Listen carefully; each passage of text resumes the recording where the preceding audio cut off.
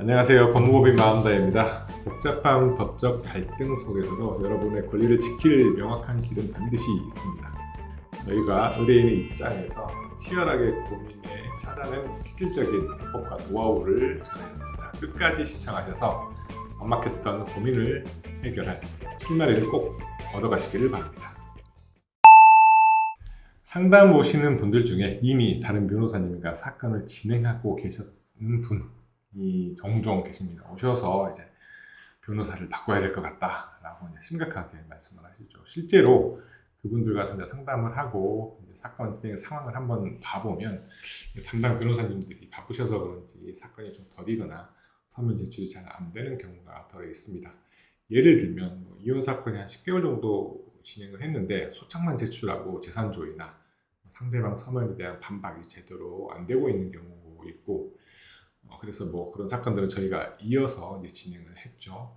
그리고 어떤 사건은 강간 고소 사건 같은 경우였는데 강간을 입증할 결정적 문자가 있었어요. 피의자가 인정하는 문자가 있었는데 그것을 변호사에게 줬는데 변호사가 검찰에 그걸 자료 제출을 하지 않았습니다. 그래서 피의자가 무혐의 처분이 되었던 사례도 있었습니다. 저희가 그것을 받아서 항고 사건을 진행해서 재기수사 명령을 받아서 잘 처리가 됐던 적도 있습니다. 그런데 여러분이 아셔야 될 게 있습니다. 변호사를 바꾸고 싶습니다 라고 하는 사건 중에 변호사가 진짜 잘못 처리하는 경우는 한 50% 정도가 있고, 나머지는 어떤 경우냐, 변호사가 일을 잘 처리하고 있는데 소통이 잘 안 되는 경우입니다. 예를 한번 들어볼게요.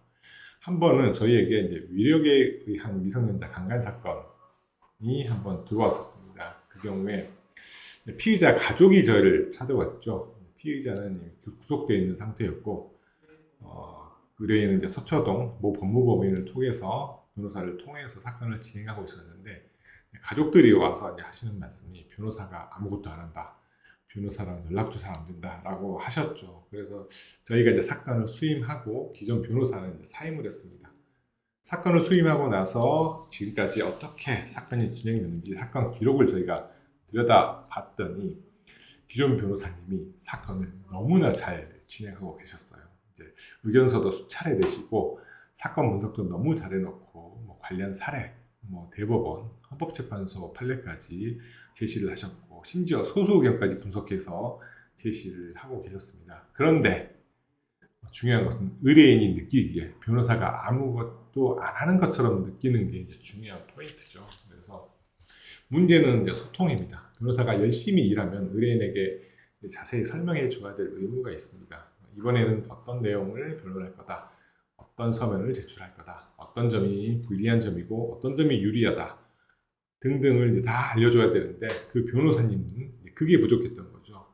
실제로 소통이 부족해서 내 변호사가 일을 안 한다고 느끼는 분들이 50%, 그리고 진짜 변호사가 일을 안 하는 경우가 50% 이렇습니다. 그러니까 여러분은 변호사를 바꾸고 싶으시면 실제로 변호사가 일을 잘하고 못하는 것인지, 아니면 내가 소통이 변호사와 안 돼서 그런 것인지를 잘 살펴보시기 바랍니다. 실제로 한 사건에서 변호사를 2번, 3번 바꾸는 분들 꽤 계십니다. 절대 그러시면 안 됩니다. 돈 낭비니까 잘 살펴보시기 바랍니다.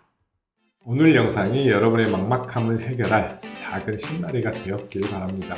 법적 문제는 혼자서 고민한다고 해서 저절로 해결되지 않는 경우가 많습니다. 저희 법무법인 마음다해가 여러분의 입장에서 진심을 다해 현실적인 답을 찾겠습니다. 상담이 필요하시다면 언제든 마음 편히 연락 주시기 바랍니다.